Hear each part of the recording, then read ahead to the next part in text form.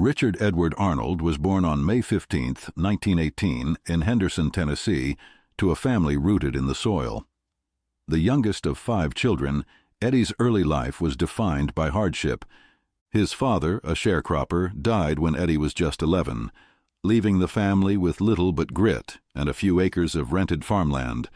With the Great Depression tightening its grip, the Arnolds knew struggle intimately.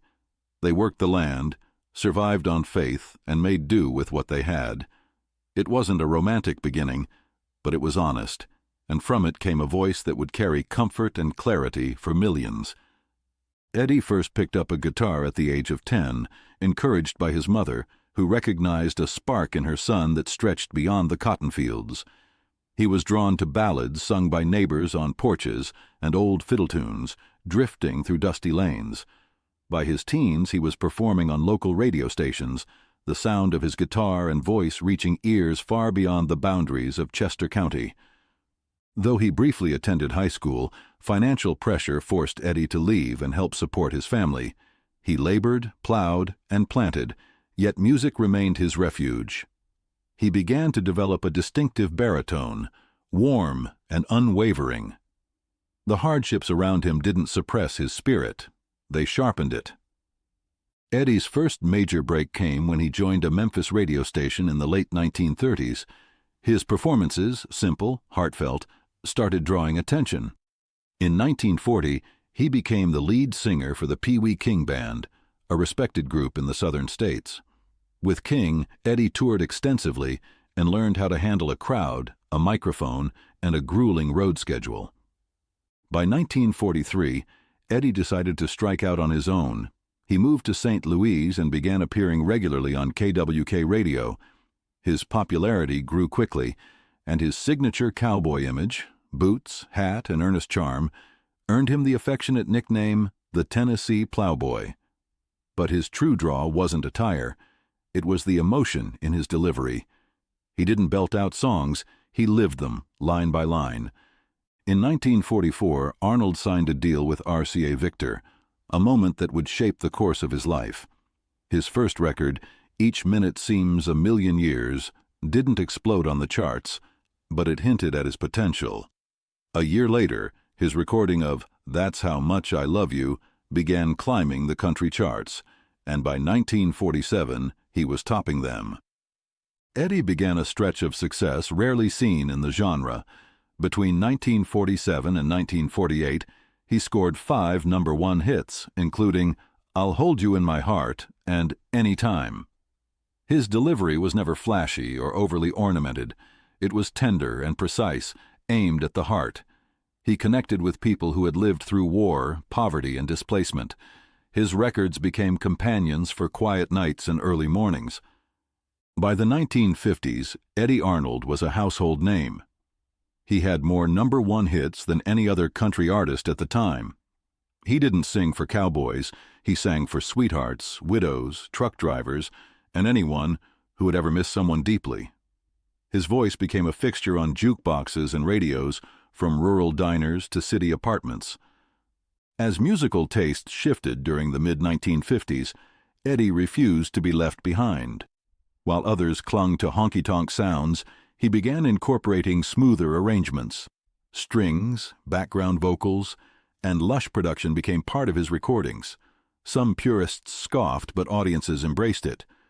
This change wasn't just commercial, it reflected Eddy's sensibilities. He believed music should soothe rather than sting. "Make the words count," he often said. "Sing like you mean it, and don't waste a note." In 1955, Cattle Call became one of his signature songs, echoing his roots, but framed in a more accessible form. His version of The Last Word in Lonesome Is Me was a perfect example of this balance, deeply personal yet polished. By the early 1960s, Eddy had expanded beyond country charts. He was appearing on mainstream television, including The Ed Sullivan Show and The Tonight Show. He had become a crossover success, yet he never lost the accent or humility of his upbringing. His collaboration with producer Chet Atkins proved critical. Together, they helped shape what came to be known as the Nashville Sound, a refined, orchestrated style that brought country music to new audiences. Again, Eddy wasn't trying to disrupt. He was trying to endure. Amid the tours and television appearances, Eddy maintained a quiet personal life. In 1942, he married Sally Gayhart, a woman he met during his early days on the radio. Their marriage would last over 6 decades. They had 2 children, Richard and Joanne, and lived far from the Hollywood spotlight, preferring modesty over extravagance. Friends described their home as warm, filled with photographs, books, and framed gold records. Sally was known for her calm strength, and Eddy often credited her with keeping him grounded. "She's the reason I'm not out drinking or chasing the next thrill," he once said.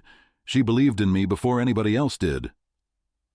Despite fame, Eddy remained deeply private. He avoided scandal, steered clear of feuds, and focused on his craft. He valued sincerity above spectacle. Even when others chased reinvention, he stayed close to the melodies that had lifted him from the cotton fields of Tennessee. Eddy's chart presence never truly faded. In 1965, "Make the World Go Away" became one of his biggest hits, blending pop elegance with emotional directness. The song reintroduced him to a younger audience and earned him a spot on pop charts once dominated by rock and Motown. He continued performing well into the 1970s, often selling out theaters across the U.S. His fan base aged with him, but new listeners continued discovering his back catalog. His recordings were reissued, and tribute concerts paid homage to a man who, without ever raising his voice, had found his way into millions of hearts. In total, Eddy Arnold sold over 85 million records during his career. He charted more than 140 songs and was one of the few artists to chart in every decade from the 1940s to the 2000s. He was inducted into the Country Music Hall of Fame in 1966 and received the National Medal of Arts in 2000. Still, he never flaunted these honors. He rarely gave lengthy interviews and politely declined many invitations for retrospectives. "The music speaks better than I do," he once remarked. In his last years, Eddy Arnold gradually withdrew from public life. The death of his beloved wife Sally in March 2008 dealt him a heavy blow. He became more reclusive, often seen only by close family members and a few trusted friends. He remained in his Nashville home surrounded by the things that meant most to him: letters from fans, old photographs, and the familiar touch of his guitar. On May 8, 2008, just 7 days shy of his 90th birthday, Eddy Arnold passed away peacefully at a care facility in Nashville. The news rippled through the music community, not with the clamor of sudden tragedy, but with the quiet weight of a long and dignified goodbye.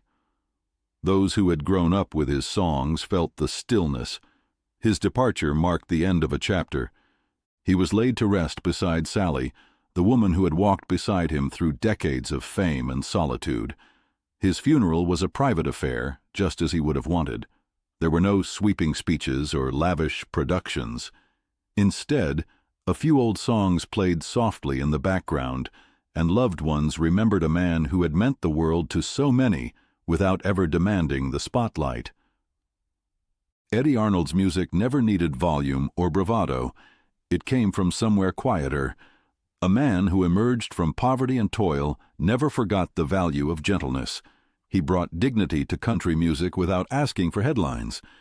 He helped broaden its reach without losing touch with its roots.